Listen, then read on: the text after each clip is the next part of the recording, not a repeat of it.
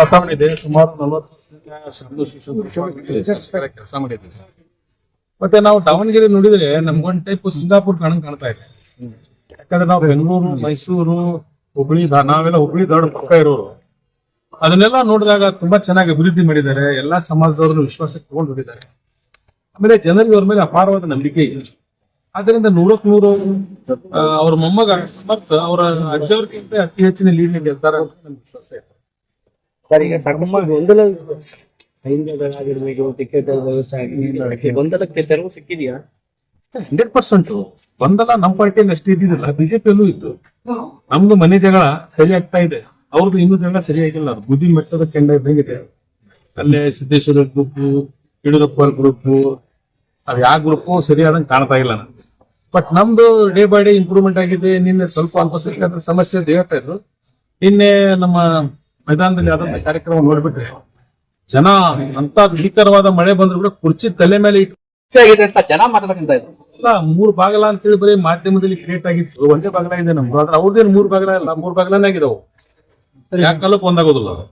ನಮ್ ಜಗಳ ಸಣ್ಣ ಸಣ್ಣವ್ರದ್ದು ಕಾರ್ಯಕರ್ತರದ್ದು, ಅವ್ರದ್ದು ದೊಡ್ಡ ದೊಡ್ಡ ಜಗಳ. ನಾವೆಲ್ಲ ಒಂದಾಗ್ಬಿಟ್ವಿ ನಾವು. ಸರ್, ಜಿಲ್ಲೆಯಲ್ಲಿ 7 ಕ್ಷೇತ್ರ ಇದಾವೆ ಸರ್.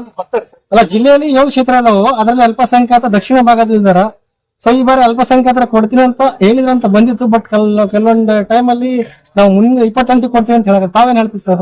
ಈಗ ಅಲ್ಪಸಂಖ್ಯಾತರಿಗೆ ಸ್ಥಾನಮಾನ ಕೊಡ್ಬೇಕಂತ ಹೇಳಿ, ಅವ್ರು ಗೌರವ ಕೊಡ್ಬೇಕಂತ ಹೇಳಿ ಈಗಾಗಲೇ ಒಬ್ರು MLC ಇದ್ದಾರೆ. ಈಗ ಮತ್ತೆ ನಮ್ಮ ಮುಂದೆ ಸ್ವಲ್ಪ ಮಂದಿಗೆ ಬೋರ್ಡ್ ಚೇರ್ಮನ್ಗಳು ಅವಕಾಶ ಮಾಡಿಕೊಡ್ತೀನಿ ಅಂತ ಹೇಳಿದ್ದಾರೆ. ಆಮೇಲೆ ನಮ್ಮ ಪಕ್ಷದ ಸಂಪ್ರದಾಯ ಹೆಂಗಿದೆ ಅಂತ ಹೇಳಿದ್ರೆ, ಯಾರಾದ್ರೂ ಹಾಲಿ ಶಾಸಕರು ನಿಧನ ಹೊಂದಿದ್ರೆ ಅವ್ರ ಕುಟುಂಬಕ್ಕೆ ಕೊಡುವಂತ ಒಂದು ಸಂಪ್ರದಾಯ ಇದೆ. ಆ ಪ್ರಕಾರ ಕುಟುಂಬಕ್ಕೆ ಕೊಟ್ಟಿದ್ದಾರೆ. 28ಕ್ಕೆ ಮತ್ತೆ ಎಲ್ಲ ಓಪನ್ ಇರುತ್ತೆ. ಎಲ್ಲರೂ ನಮ್ಮ ಕಾಂಗ್ರೆಸ್ ಪಕ್ಷದಲ್ಲಿ ಎಲ್ಲರಿಗೂ ಟಿಕೆಟ್ ಕೇಳೋ ಸ್ವಾತಂತ್ರ್ಯ ಇದೆ. ವಿಶೇಷವಾಗಿ ಅಲ್ಪಸಂಖ್ಯಾತರು ಮಾತ್ರ ನಾವು ಕಾಂಗ್ರೆಸ್ ಅಲ್ಲಿ ಕೇಳಬೇಕು. ಬಿಜೆಪಿ ನಮ್ಗೆ ಓಟು ಹಾಕ್ಬೇಡ ಅಂತಾರೆ, ಓಟು ಕೇಳಬೇಡ ಅಂತಾರೆ. 13 ಜನ ಅಲ್ಪಸಂಖ್ಯಾತರು ಹಾಕಿದಷ್ಟೇ ಹೇಳ್ತಾ ಇದ್ದೀರ. 13 ಮಂದಿ ಹಾಕಿದ್ದಾರೆ. ಎಷ್ಟು ಇಲ್ಲಿ ಕಾಂಟೆಸ್ಟ್ ದುಡ್ಡು ಎಷ್ಟಿದ್ದಾರೆ?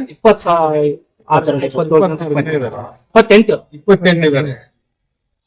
ರಾಷ್ಟ್ರೀಯ ಪಕ್ಷದೊಳದು ಒಂದು ಬಿಜೆಪಿದು ಒಂದು ಕಾಂಗ್ರೆಸ್ 2 ಕ್ಯಾಂಡಿಡೇಟ್ ತಗೊಂಡ್ಬಿಟ್ರೆ ಉಳಿದಿದ್ದೆಷ್ಟು?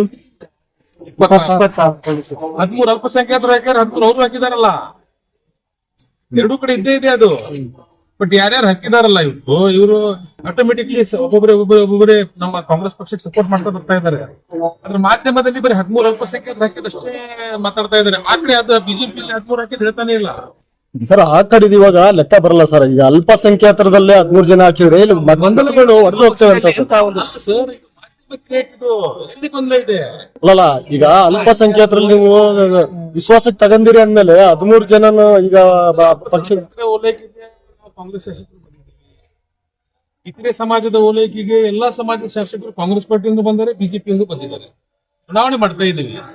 100% 100ಕ್ಕೆ 100 ಇದು ಕಾಂಗ್ರೆಸ್ಸಿನ ಭದ್ರಕೋಟೆ. ನಾವೆಲ್ಲ ಗೆದ್ದಿದ್ದಲ್ಲಿ ಬಿಜೆಪಿಯ ಭದ್ರಕೋಟೆಯಲ್ಲಿ ಗೆದ್ದು ಬಂದೀವಿ. ನಮ್ಮ ಭದ್ರಕೋಟೆ ಬಿಟ್ಟು ಕೊಡ್ತೇವ ನಾವು. ಬಸವರಾಜ ಬೊಮ್ಮಾಯಿ ಅವರ ಕ್ಷೇತ್ರದಲ್ಲಿ ಅದು 30 ವರ್ಷದಿಂದ ಬಿಜೆಪಿ ಪಾಲಾಗಿದ್ದ ಕ್ಷೇತ್ರ. ಅದನ್ನೊಂದು ಸೋಲಿಸಿ 13,500 ಲೀಡ್ಲೇನ ಗೆದ್ದು ಬಂದಿದ್ದೀನಿ. ಇದು ನಮ್ದು ತವ್ರ ಮನೆ. ಇಲ್ಲೇ ಅವಕಾಶ ಕೊಡ್ತೇವೆ ನಾವು. ಇಲ್ಲೇ ಅಜ್ಜನ್ಗಿಂತ ಇನ್ನೂ ಒಂದು 10,000 ಲೀಡ್ ಹೆಚ್ಚು ಮೊಮ್ಮಗ ತಂದ್ಬಿಡ್ತಾರೆ. ಸರಿ ಸರ್, ಭದ್ರಕೋಟೆ ಅಂತೀರಾ? ಈ ಸಲ ನೋಡಿದ್ರೆ ಆಯ್ತಲ್ಲ, ನಿಮ್ಮ ಎಲ್ಲ ಕ್ಯಾಬಿನೆಟ್ ಗಳ ಇಲ್ಲೇ ದಾವಣಗೆರೆ. ಭದ್ರಕೋಟೆ ಅಂದ್ರೆ ಅಲ್ಪ ಮತದಲ್ಲಿ ಮಾಡಬಹುದು. ಇದು ನೋಡಿದ್ರೆ ಬಹಳ ಆಗ್ತಲ್ಲ. ಇದು ನಮ್ ಕ್ಯಾಬಿನೆಟ್ ಅಲ್ಲ, ಸಿಎಂಗಳು ಬರ್ತಾ ಇದ್ದಾರೆ ಸರ್. ಚುನಾವಣೆಯಲ್ಲಿ ಅಲ್ಲೇನು ವಿಜೇಂದ್ರ ಅವ್ರು ಬಂದ್ರು, ಯಡಿಯೂರಪ್ಪ ಅವ್ರು ಬಂದ್ರು, ಸದಾನಂದ ಗೌಡರು ಬಂದ್ರು, ಜಗದೀಶ್ ಶೆಟ್ಟರ್ ಬಂದ್ರು. ಅವ್ರು ಭಯ ನೋಡಿ ಪಕ್ಷದಿಂದ ಉಚ್ಚಾಟನೆ ಆದಂತ ಯತ್ನಾಳವ್ರಿಗೂ ಕರೆಸಿ ಪ್ರಚಾರ ಮಾಡ್ತಾ ಇದ್ರು. ನಾವೇ ಉಚ್ಚಾಟನೆ ಮಾಡಿ ತಮ್ಮ ಅಭ್ಯರ್ಥಿಗೆ ಉಚ್ಚಾಟನೆ ಆದವ್ರಿಗೆ ಪ್ರಚಾರ ಮಾಡ್ತಾ ಇದ್ದಾರೆ. ಅದು ಯಾರು ಬೇಕು? ನಾವೇ ಅವರು.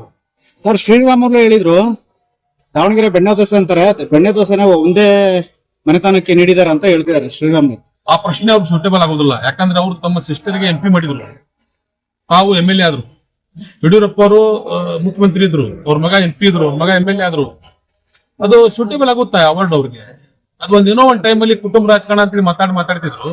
ಈ ಕುಟುಂಬ ರಾಜಕಾರಣದ ಲಿಸ್ಟ್ ನೋಡಿದ್ರೆ ಅವರೇ ನಂಬರ್ 1 ಇದ್ದಾರೆ. ಈಗ ಶಾಮನೂರಿಗೆ ಕೊಟ್ಟರು ಸರ್. ಈಗ ಶಾಮನೂರಿಗೆ ಕೊಟ್ರು, ಈಗ ಮಲ್ಲಣ್ಣವ್ರಿಗೆ ಕೊಟ್ರು, ಈಗ ಅವ್ರ ಮಗ ಕೊಟ್ಟಿದ್ದಾರೆ. ನೆಕ್ಸ್ಟ್ ಅವ್ರು ಸೊಸೆ ಬರ್ತಾರೆ, ಅವ್ರಿಗೆ ಕೊಡ್ತೀರಾ? ಅಲ್ಲ, ಹಂಗೇನಿಲ್ಲ. ಪ್ರಜಾಪ್ರಭುತ್ವ ಇದು. ಎಂಡ್ ಆಫ್ ದ ಡೇ ಎಲ್ಲರೂ ಕೊಡ್ಬೇಕು. ಕೊನೆ ಪಕ್ಷ ಗೆಲುವಿನ ಮಾನದಂಡನ ನೋಡ್ಬೇಕಲ್ಲ. ಅಲ್ಪಸಂಖ್ಯಾತರಿಗೆ ಯಾವ ಎಲ್ಲ ಮಾಡಿದಾಗ ಸ್ವಲ್ಪ ಗೆಲುವಿನ ಅಭ್ಯರ್ಥಿಗಳು ಎಲ್ಲರೂ ಅದನ್ನ ಅಪೇಕ್ಷೆ ಪಡ್ತಾರೆ. ಅಲ್ಲ ಮೂಲ ಕಾರ್ಯಕರ್ತರ ಮತ್ತೆಲ್ಲ ಹೋಗ್ಬೇಕು ಸರ್ ಅದು.